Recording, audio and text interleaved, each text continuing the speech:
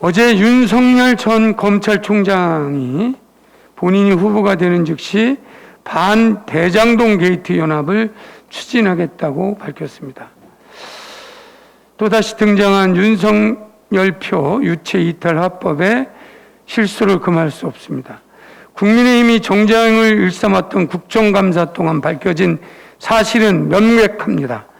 하나, 이재명 당시 성남시장은 민간 사업자에게 전부 돌아갈 뻔한 개발 이익 중 5,503억을 환수하여 성남 시민에게 돌려드렸다는 점과, 둘, 대장동 개발 종잣돈이 된 부산저축은행 부실 대출 봐주기 수사를 시작으로 50억 클럽처럼 돈을 받거나 돈을 받으려 했던 자 대부분이 국민의힘과 관계가 깊다는 점입니다.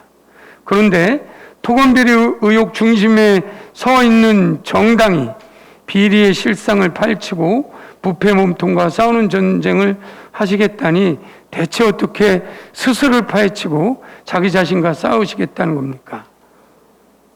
유체 이탈 합법이 도를 넘어도 한참 넘어섰다고 볼 수 있습니다. 대장동 비리 의혹 수사에 검찰의 제 식구 감싸기라는 비난이 쏟아지기 시작했습니다. 검찰은 대장동 비리 의혹과 관련해 유동규 전 성남도시개발공사 기획본부장을 추가 기소하고 김만배, 남욱, 정민용에 대한 구속영장을 청구하며 뒤늦게 수사에 박차를 가하고 있습니다.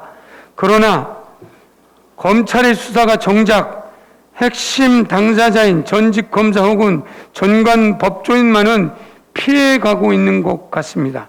특히 대장동 개발의 종잣돈이 된 부산저축은행 대출비리 수사 의혹을 받고 있는 박영수 전 특검을 비롯해 아들이 퇴직금으로 무려 50억 원을 수령한 곽상도 의원 등에 대해서 집중적인 수사가 필요한데도 아직까지 소환조차 이루어지지 않고 있습니다. 검찰의 제 식구 감싸기라는 비판이 임계점에 다다라고 있습니다. 전관 법조인들에 대한 문개기 수사라는 오해가 없도록 관련 법조인들을 즉각 소환 조사하기를 강력히 촉구합니다. 어제 국민의힘 출신 김웅 의원이 선거 개입 고발 사주 혐의로 소환됐습니다. 수사 시작 55일 만의 일입니다. 늦어도 한참 늦었습니다. 이 법 좀 안다고 수사기관을 기망하는 후안무치한 태도에 많은 국민들께서 분노하고 계십니다. 이것도 모자라서 피의자 김웅 의원은 실체가 없다, 또 윤석열 지시 내용이 없다라며 혐의를 부인했다고 합니다. 그러나 양측이 김웅 의원의 말을 믿을 국민은 어디에도 없습니다. 고발 사주 사건 초기에 기억이 없다며 발뺌을 할 때 이미 그 바닥이 다 드러났습니다. 녹취록에 선거 개입을 위한 고발 계획, 지시 사항이 다 담겨 있는데 이걸 모른 척 했다는 것이 가당키나 하겠습니까? 내가 가서 고발하면 윤석열이 시켜서 한 게 되니까 내가 가면 안 되고 다른 사람이 가야 된다, 이렇게 본인이 말해놓고 윤석열 후보가 시킨 게 아니다 라고 지금 얘기하고 있습니다. 시간은 진실의 편입니다. 국민과 진실을 외면한 채 시간 끌면서 윤석열만 지키면 된다는 이 삐뚤어진 수뇌보 이제 중단하기 바랍니다.